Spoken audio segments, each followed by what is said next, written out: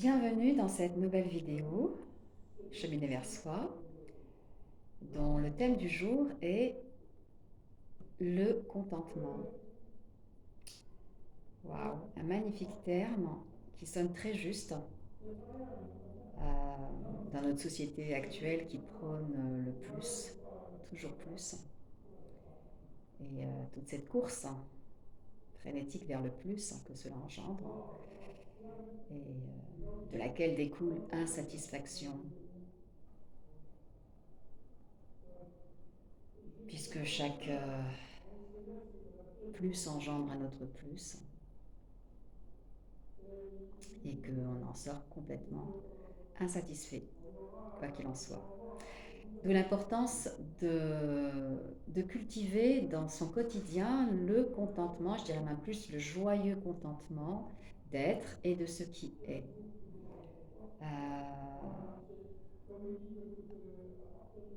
Pourquoi? Parce que ça élève, cultiver le joyeux contentement, ça élève notre taux vibratoire, notre fréquence vibratoire. Et ça nous met vraiment en énergie positive. Quand on est dans le joyeux contentement d'être et de ce qui est, eh bien, euh, la gratitude en découle naturellement et spontanément, et c'est ça qui est absolument magnifique. On ne fait même pas l'effort de vouloir être dans la gratitude, c'est que, pouf, c'est comme un fruit qui découle naturellement et spontanément. Et quand notre cœur, notre être, notre corps, notre âme s'emplit de gratitude, euh, face à ce qui nous est offert dans les petites choses, il suffit juste de l'attention pour pouvoir prendre conscience de tous ces nombreux cadeaux qui nous sont offerts en abondance dans notre quotidien. Et, et, et ben, on se sent tout simplement dans la plénitude. Et le joyeux contentement est avant tout une attitude intérieure, une attitude profonde intérieure, et qui ne veut pas dire non plus être dans une attitude extérieure passive et soumise, pas du tout. C'est juste qu'on ne fait plus les choses à partir d'insatisfaction, de manque, de besoin à satisfaire à tout prix, mais justement dans cet état d'être de satisfaction, de plénitude. On se dit que de toute façon, tout ça c'est la cerise sur le gâteau. Ce dont j'ai vraiment besoin, comme la plante a besoin de la lumière, du soleil, de l'air, ben voilà, ce dont j'ai besoin, mais tout faire tous les jours en abondance, et tout le reste n'est que cerise sur le gâteau. Donc on part vraiment à partir de cette attitude intérieure qui, euh, qui invite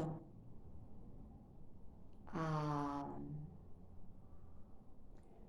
à ne plus être dans cette course du plus, de se satisfaire pleinement de ce que la vie nous offre, et tout en changeant ce qu'on peut changer à notre humble pouvoir personnel, et tout en laissant le reste au pouvoir concerné qui nous dépasse. Et ça me,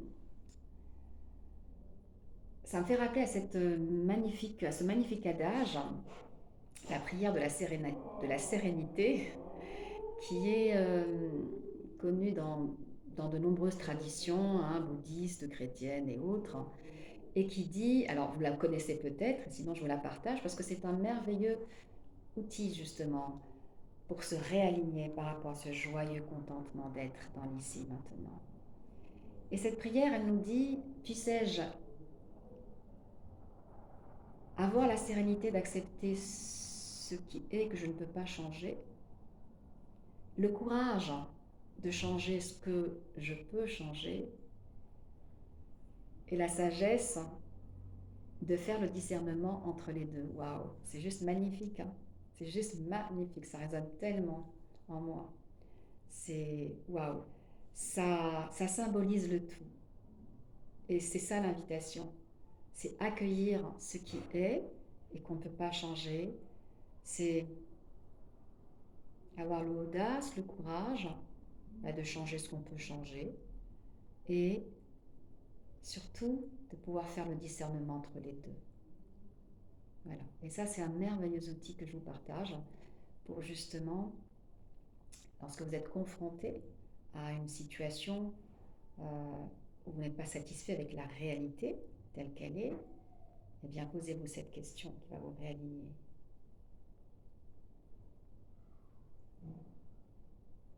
Que puis-je faire?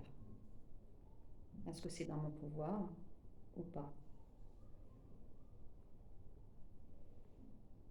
Voir en soi. Et,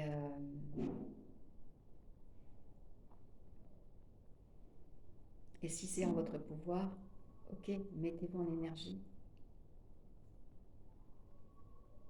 Mettez votre corps en mouvement, faites-le.